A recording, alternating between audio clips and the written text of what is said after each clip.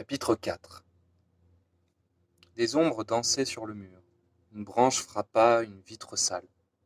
Tout était silencieux, à part le plancher qui craquait sous mes pas et le tic-tac régulier de la pendule. Les lumières étaient éteintes. C'est alors que je marchais sur quelque chose. Je fis un bond. Était-ce une souris? Ouf! C'était juste un vieux chiffon. Allons, réprimandai-je. Il n'y a rien d'étrange là-dedans. Ce n'est qu'une vieille maison vermoulue. Ne te laisse pas emporter par ton imagination. Imagination ou pas, je me sentais oppressé, l'estomac noué. Quelque chose allait se passer, mais quoi? Il paraît que ça s'appelle une prémonition. Je retrouvai mes patins où je les avais laissés, contre le mur. Je m'en emparai avec une seule envie, quitter cette maison au plus vite. Je retournai vers la sortie, sur la pointe des pieds pour éviter de faire craquer le vieux parquet, quand un bruit m'arrêta net. Je tendis l'oreille, retenant mon souffle. Quelqu'un toussait. En regardant par l'étroit couloir qui menait à la salle de lecture, j'aperçus Monsieur Mortimer penché sur sa table. Je distinguai son bras et le dessus de son crâne. Je respirais à peine. La pendule battait bruyamment la mesure. À présent, le bibliothécaire allait et venait dans un halo bleu et pourpre. La curiosité l'emportant, je reposai doucement mes patins sur le sol, puis je fis quelques pas. Monsieur Mortimer fredonnait un air que je ne connaissais pas. Je continuai à l'épier, dissimulé dans l'ombre épaisse du corridor. Il tenait un énorme bocal, un grand sourire éclairait son visage. J'avançai tendu. Il ouvrit son récipient et chantonna. Qui va manger les bonnes mouches, les mouches bien juteuses? Bah, des mouches! Dehors, le ciel était de plus en plus couvert et la pièce s'enfonçait dans la pénombre. Monsieur Mortimer s'était rassis. Je ne le distinguais plus que vaguement derrière son énorme bureau. Alors, comme ça, il se préparait à nourrir ses tortues. Mais quelque chose sonnait faux. Je commençais à craindre le pire. Tandis qu'il soulevait le couvercle, l'homme se transformait. Sa tête sembla s'élever au-dessus de son col roulé et s'enfler comme un ballon. Ses petits yeux sortirent de leurs orbites et grossirent jusqu'à atteindre la dimension d'un bouton de porte. La lumière continuait de baisser. On y voyait de plus en plus mal, comme à travers un épais brouillard. Il fredonnait encore, sa tête oscillait d'une épaule à l'autre, ses yeux allaient et venaient comme des antennes de cafard. Puis sa bouche se déforma et s'agrandit. Elle était énorme. Il chanta de plus en plus fort. Ce n'était plus une mélodie, mais le cri d'un animal, à vous donner le frisson. Enfin, il enleva le couvercle qu'il laissa tomber sur la table. Je m'avançai davantage pour mieux voir. Il plongea sa main grasse dans le bocal d'où s'échappait comme un vrombissement et il la ressortit, remplie d'insectes. Il la plaça au-dessus de l'aquarium. Les mouches se promenaient partout, dans sa paume, sur ses courtes phalanges. Naïvement, je pensais qu'il allait les lâcher dans le bassin des tortues. Mais non, il porta la main à sa bouche et avala les mouches d'un coup. Je serrai les dents pour m'empêcher de vomir ou de hurler. Mon cœur battait à tout rompre. Que se passait-il ici? Il mastiqua une deuxième poignée. Sa bouche s'ouvrait comme un four noir. Je devais m'enfuir. Monsieur Mortimer était un monstre.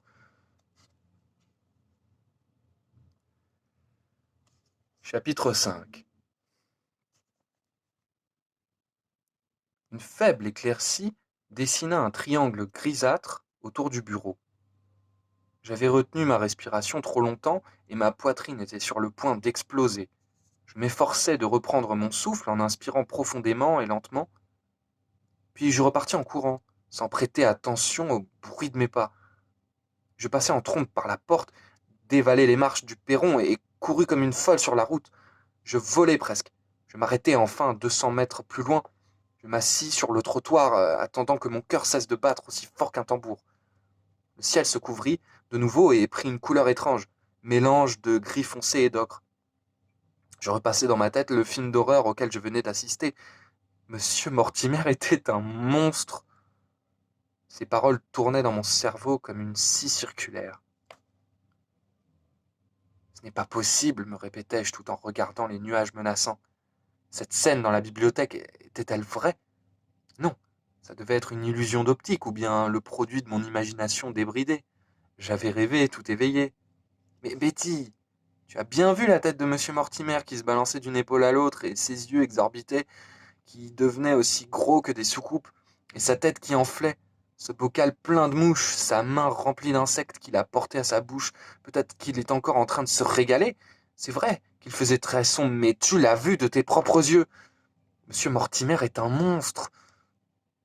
Je me redressais, prenant conscience qu'il commençait à pleuvoir.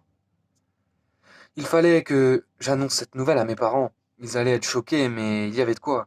La pluie s'abattit brusquement et je pris mes jambes à mon cou. Soudain, je m'aperçus que j'avais encore oublié mes patins. Quelle idiote! Que pouvais-je faire? Le vent soufflait fort, l'averse était violente, des flaques se formaient sur le trottoir, l'eau dégoulinait sur mon front brûlant. Non, je dois y retourner pour les récupérer. Si jamais on me les vole, seulement cette fois-ci, je ferai un boucan terrible, pour qu'il m'entende, pour qu'il sache qu'il y a quelqu'un. Comme ça, il se conduira normalement, et il ne me fera pas de mal. J'arrivai en vue du bâtiment et m'arrêtai. Il était enveloppé de brume. L'inquiétude me gagna. Je ferais peut-être mieux de revenir demain avec mon père, me ravisai-je. Ce serait plus malin. Oui, mais je voulais mes patins. Et puis, je ne suis pas vraiment trouillarde. Une fois, une chauve-souris est entrée dans la maison, et c'est moi qui l'en ai chassée, en criant et en la poursuivant avec un filet à papillons. Je n'ai peur ni des chauves-souris, ni des serpents, ni des araignées. Ni des monstres, finissais-je, bravement, à haute voix. Je pris une profonde inspiration, gravis les marches du perron et saisis fermement la poignée de la porte. Chapitre 6. La porte ne s'ouvrit pas. Il me fallut un moment pour comprendre qu'elle était fermée. Trop tard! À présent, la pluie tombait doucement. Je fis le tour de la maison pour regarder par l'une des grandes fenêtres. Je dus me mettre sur la pointe des pieds pour inspecter l'intérieur. Noir, tout était noir, je me sentis à la fois soulagé et déçu. Tant pis, me dis-je, je verrai bien demain. La pluie redoubla soudain d'intensité, poussée par un vent oblique. Je me mis à courir, mais dérapais sur l'herbe humide. Je rétablis de justesse mon équilibre et filai jusqu'à la maison où j'arrivais trempé jusqu'aux os. Les cheveux collés sur le crâne. Papa, maman, vous êtes là? Appelai-je. Je traversai l'entrée, les baskets gorgées d'eau, et déboulai dans la cuisine. Un monstre, je viens de voir un monstre. Quoi? Demanda Gary. Assis derrière la table, il épluchait des haricots verts, papa et maman préparaient des boulettes de viande sur le plan du travail. Un monstre? Hurlai-je. Où ça? Fit Gary. Mais qu'est-ce que tu as fait sous cette pluie? Se désola ma mère. Tu pourrais dire bonjour, ajouta papa. Jour, grognai-je, hors d'haleine. Il y a un vrai monstre dans la bibliothèque. Arrête, Betty, veux-tu, m'interrompit maman. Quel genre de monstre? S'exclama Gary en me laissant tomber ses haricots verts et en me dévisageant. Va te changer, répliqua maman sévère. Tu salis tout, et je viens de laver par terre.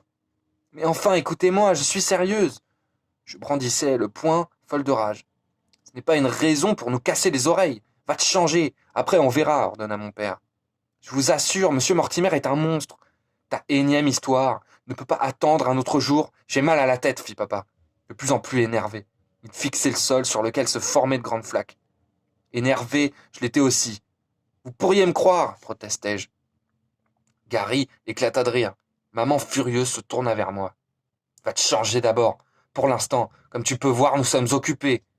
Elle retourna à ses boulettes. Je bouillonnais de colère. Je me sentais complètement abandonné par ma propre famille. Il m'arrivait une aventure extraordinaire et ils ne s'occupaient que de leur stupide repas.